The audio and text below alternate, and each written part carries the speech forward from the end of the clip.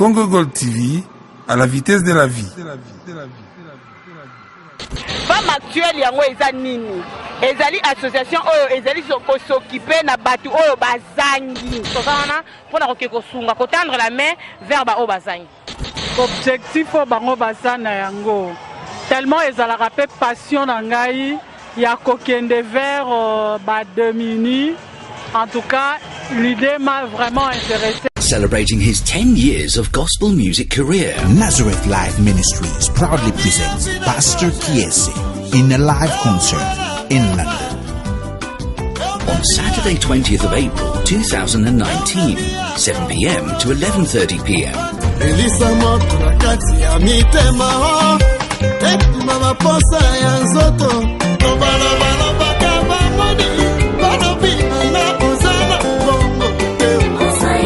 Pastor Kiese live in London. At KLM Centre, 117 Bruce Grove, London, N17 6UR. Special guests Couple Kibala, Pastor Joel Longo, Sister Belothi Rama, Brother Eriche Singolo, Brother Piero Blessings, Sister Ikern Kudinga, Brother Nico Antonio, Brother Alain Bompeti, and Ambassador Lindanda. Pastor Kiese live in London. See you there.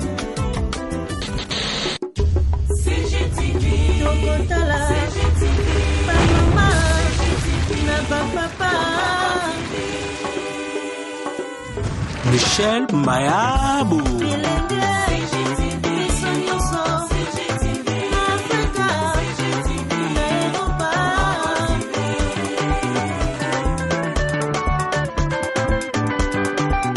Ba émission ya kitoko culturel, politique, religieuse et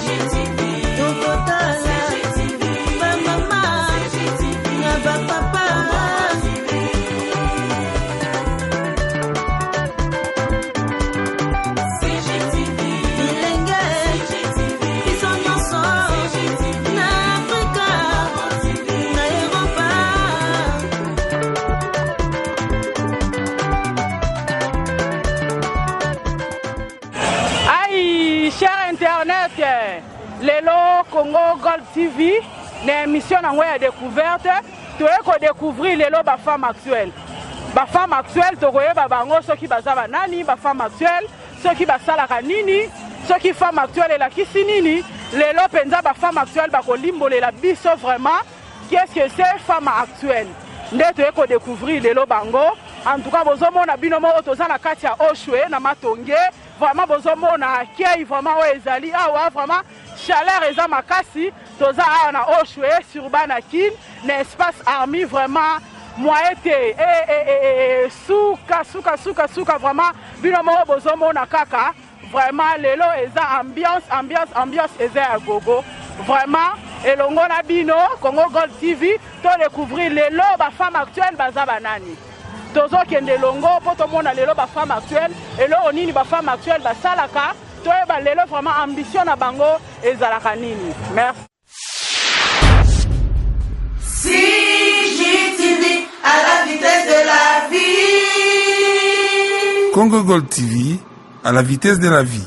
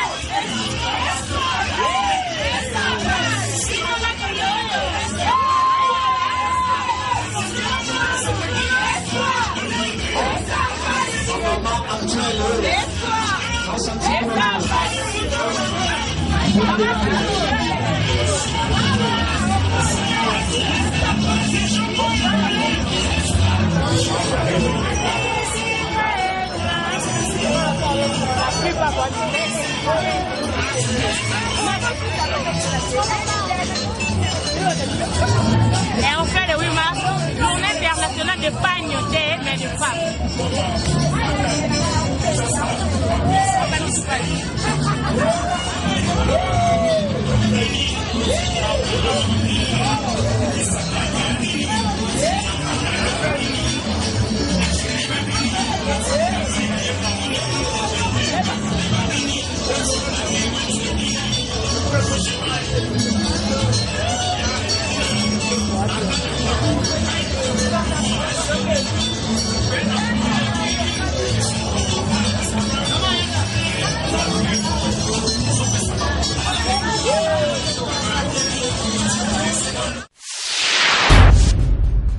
CGTV à la vitesse de la vie.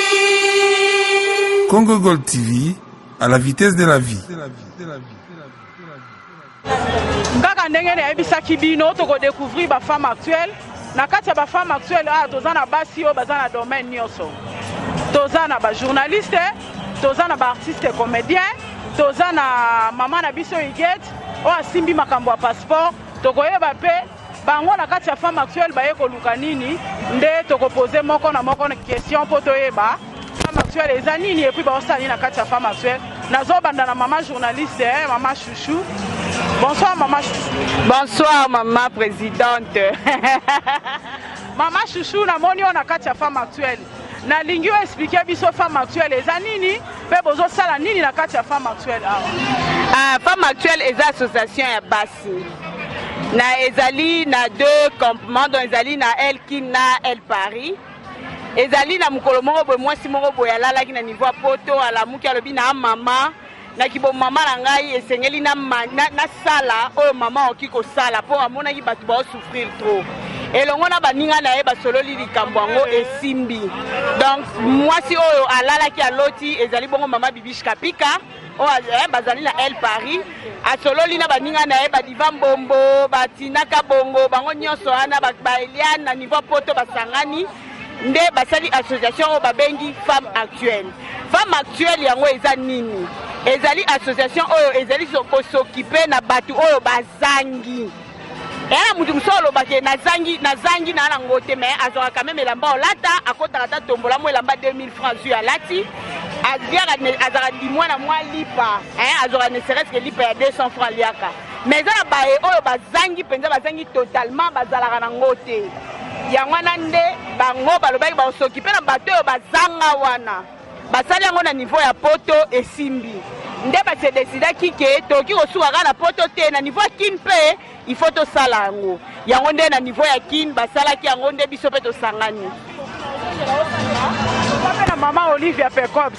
Mama mwana mwasi oyo na mona ye na théâtre na mona je crois na ba groupe ebele donc aza mwana mwasi moko jouera bien mais na kamwe lelo na moni na kati ya femme actuelle ako expliquer biso aza nani na kati ya femme actuelle pe expliquer biso limbo et la biso lisusu femme actuelle madame. Maman Olivia bonsoir. Bonsoir maman Rachel, maman présidente. Bonsoir. Na moni na kati ya femme actuelle okoye ko expliquer ngai oza nani na kati ya femme actuelle pe bit na yo eza nini awa. Na kati ya femme actuelle naza membre simple toujours soutenir toujours vision oyo maman na biso bana poto kande ndeko nanga uti koloba toujours soutenir bango na vision kitoko oyo bazwaki ya ko aider beaucoup plus les plus démunis ba orphelin bato bazangi et puis toza wana te poto tonga poto kabola ba famille non toza wana nde pona osangisa toza pona décision te toza pona opesa na ba conseil et puis toza wana pona kokeko sunga ko tendre la main vers ba oyo bazangi. Siko question na ngeza boye maman Olivier bozana bato baza sima na bino o bazo soutenir bino ou bien bozo luka bato ba ko soutenir femme actuelle na ebite ezandeni. En tout cas femme actuelle nde za ba porte ngo za tellement minene ya kufungwama na gouvernement soki ba Rolanda biso to ebite batala pena okotoyo toza basi o toana jusque là na eloko te manamiki toza nango na ba o bana El Paris bande ko na biso ba mama na biso ba mama kitoko ba femme actuelle ya El Paris na mikie o baza nango nde to sala ke toke vers ba o bazangi mais soki ba partenaire bande o ba kenda ko boka ba mbongo na ba boîte de nuit ko boka mbongo po ba boka bango kaka batala pe ko to femme actuelle et ko za bien donc pour répondre à la question na o mama présidente ba porte est tellement ouverte o benga bato wana nyoso bande ko wana boya to sanga na biso ba orphelin baza ko souffrir na ba orphelin na bato ba souffrir bana msu ba ola na base bande ko ba homme de fille na ba homme de fille ba zo souffrir soki boye na mayele ndako biso towana ngona o mketo kocha to ke sunga bango ezelo moi bien. Merci beaucoup maman Olivia Pekops. Toza pe na bébé na biso Ruth. Yepe lisu toza rotuna maman Ruth bonsoir. Ambition na yo na kati ya femme actuelle eza nini? Pe oza membre na kati ya femme actuelle tolinto eba. Oui, naza membre na kati ya femme actuelle. Na ye na femme actuelle pour bakisa implice na o na yebi ko bakisa lisusu. Moi ok zangaki na baninga comme apport comme secours na ye nango na kati ya femme actuelle. Nalingi na yeba osala musala nini mpona omona oza jeune kati ya bamama mikolo boye vraiment ogéraka bango ndenge nini bozalaka ndenge nini mpe bovivaka na bango ndenge nini. Bon, nakuta bango bala bato moko baza trop sepant, bato moko bazaki trop ouvert envers ngai koya na nga bayambanga très bien donc na sepela na bango makasi baza très bien. Natuni oso osalaka nini na naza infirmière. Vraiment mwana moke na kati ya bamikolo na domaine na nzoto. Merci vraiment. Congo Gold TV bino mo bozomona na kati ya femme actuelle basi ya batalent baza ebele basi ya batalent lokwa ba poitrine électrique mwasi atonda batalent ebele na Congo Gold TV quand ndenge tolobaki découverte lelo eko découvrir ba femme actuelle. Toza pe na maman na biso Igete, maman na biso nga na ye bien affaires étrangères. Si bitima na ye komona ye na kati ya femme actuelle. Ako expliquer biso mukie pour na femme actuelle. Bonsoir maman Igete. Bonsoir maman Rachel. Maman Igete. En tout cas comment on boye na yebi ke maman Igete za mambo etali passeport na kati ya femme actuelle. Oza membre eloko nini impressionnaki yo o sangana na femme actuelle pe eloko nini esalaki yo plaisir ya ko adhérer na kati ya femme actuelle pe lelo femme actuelle pe lelo ndoko mona maman Igete. Ben merci mingi pona motuna. Oui, effectivement, naza na ministère des Affaires étrangères. Mais koyo kandenge babandaki kobeta masolo concernant ba femme actuelle. Beaucoup plus c'est le ko etika kinga rejoindre bango eza objectif o bango basana yango. Tellement ezala rappel passion na ngai ya kokende vers ba Domini. En tout cas, l'idée m'a vraiment intéressé yango etinda kinga vraiment na kota na kati ya lisanga na femme actuelle. Voilà, c'est un peu ça. Vraiment merci maman Igete. Donc vraiment maman Igete kota la eboza na monter mama wa. Monter ma ya kosunga ya mona ki ba femme actuelle, bazo aider bato bazangi, bazo aider ba vieillard, bazo aider ba orphelin, bazo zanga ta lipa. Ne toucha ki vraiment monter maman Igete. Yango ya ki ko s'adhérer na kati ya femme actuelle pour y pas bakisa un plus. Merci na maman Igete. Toza pe na Mama Lovi kina boya na mwesi bozo ki ma caméra ba femme actuelle bango yo bazé belé Congo Gold TV lelo esepa na bino na émission na ya découverte to découvrir bino ba femme actuelle vraiment ba mama onyoso bozo mona bango baza na kati ya femme actuelle to senga na bato boza na bolingo malamu ya kosunga bato bomelaka mwa ba Jack Daniel na bino ba Jibi bozo bebisa bambongo na bino za ko bebisa te bato boza na mwa ba plaisir mais tozo senga bino ebele te fiske $1 poto salisa ba orphelin to salisa ba vieillard o bazo zanga o bazana ba famille te vraiment eza pasi yango lelo femme actuelle aye ko présenter biso domaine na bango musala na bango o basalaka nazozonga lisusu mama chouchou o azali mama pe mokonzi na kati ya femme actuelle nazongeli lisusu siko mama chouchou na ina yeba est-ce que na kati ya femme actuelle boza pe na besoin ba tuba soutenir bino attends moi quelque chose to koma pe komona mutu mususu après soutenir bino lobi a publier mabe ngam na sala batu wana bon na ebité boza pe na besoin soutien moi batu ba ko soutenir bino mama toki ko zanga te besoin ya batu ba soutenir biso. Pourquoi? Parce que baloba loboko moko esorola musapi moko pardon esorola elongité il faut ezala 5 elle Paris ezali elle qui nezali biso mukie auto gagner yango nde to sala ke to aider bango mais soki mutu mususu alobi ke bon nga pende na zabwe na za besoin ya ko aider batu wana mais je ne peux pas na oki ko kende directement te il faut na leka na part ba femme actuelle eza mabete ata $1 et oki ko sauver vie. Donc to senga na batu ba donateur batu mitema mawa batu ya bolingo oyo ba oki ko sunga papa maman $1 na yo yeba ke eroki ko sauver mutu moko oyo azali na pasi mutu moko oyo azalaki na nzala po a vivre.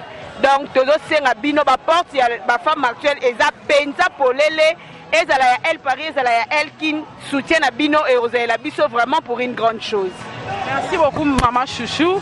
Car ndenge maman Chouchou alobi bazo senga vraiment ba aide na bato mité mama la lokola ba patron Michel Mbayabo okoki ko soutenir femme actuelle ata na $1 na yo papa Yves Mavambu Orly Mazeko vraiment tozo senga bino bo soutenir vraiment action oyo en tout cas nzamba opambola bino po Bible écoute ezoloba soko zo salisa bana bitike ndaku na yo ko kauka te. Vraiment lelo Congo Gold TV et aki lelo kotala ba femme actuelle et ba musala na bango ba action na bango ba salaka vraiment eza plaisir à trop. Tokomi ko suka kokomi ko koma vraiment na suka ya émission na biso. Bon, moi mbote maman Chouchou na moi 3-4 personnes bato yo sepela ko boaka bango na bandaku et puis Congo Gold TV aux yeux émission ngo ndenge nini o apprécier ngo ndenge nini malobeza omboka wale. Maman Rachel Obomingai. Bon, c'est ko pesa ba mbote na robanda ko pesa mbote na bana basi nyonso ba mama nyonso ya Congo ya monde entier na pesi bino bonne fête. Pour le 8 mars ezali fête na biso ba mama. Na pesi mbote na mama Bibish Kapika, mama Tinaka Bongo, Diva Mbombola patrona. Na lingane Robert ngo bongo. Na pesi mbongo nazo lancer appel na baninga langa nyonso oyo baza à l'étranger, lokola ba Prudence Luyeye, hein? Moi ça batu motema ya papa Coco na sengi yo otala sima ozonga mutu. Toza besoin ya ba soutien na bino. Hein? Ah, na kati ya Kinshasa papa Ted Jani le teta. Oza docteur munene na yebi ke soutien na yo et osala biso pe bien. Po bana oto enda kotala ba veuve na ba vieillard oto enda kotala ebele bazalaka na maladie. Bazalaka na besoin ta ya aspirine ya pamba bazanga. Merci beaucoup maman Chouchou. Toza pe na maman Safi. Maman Safi moi liloba po na femme actuelle. Oza membre na kati ya femme actuelle. Moi liloba na yo oloba ta liloba moko pe ko pesa mbote na on a 3-4 personnes oyo osepela. Liloba na ngai na lobi kaka bato baza posa ko soutenir biso ba ko soutenir biso to sunga ba bola na ba veya nzamba ko sunga bino. La pesi mama Bibish Kapita motema langa la pesi ba gros bisous bisiko zali. La pesi na ndeko langa ya mwasi Esther bisiko zali ba gros bisous. La pesi famille mobimba Mantiti Mbote. La pesi yaya nangai Omar Bago bisu bisiko zali. Merci beaucoup Congo Gold TV. Merci na yope na ndengo eko rendre ba femme actuelle visite. Rachel Kala poitrine électrique na pesi mbote nangai na boss nangai Michel Mbayabo. Vraiment toza na pose ya soutien na kati ya ba femme actuelle. Na femme actuelle toza na domaine ya basi nyonso. Ba artiste comédien bino moro bomoni.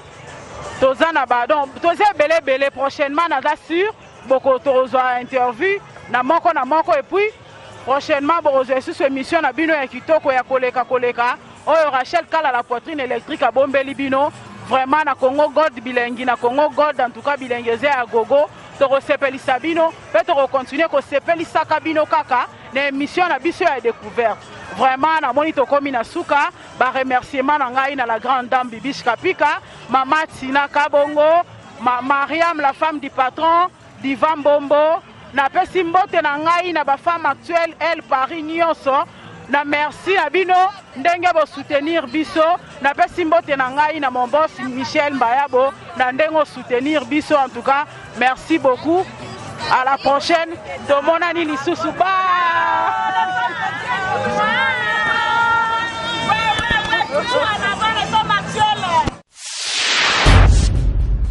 CGTV à la vitesse de la vie.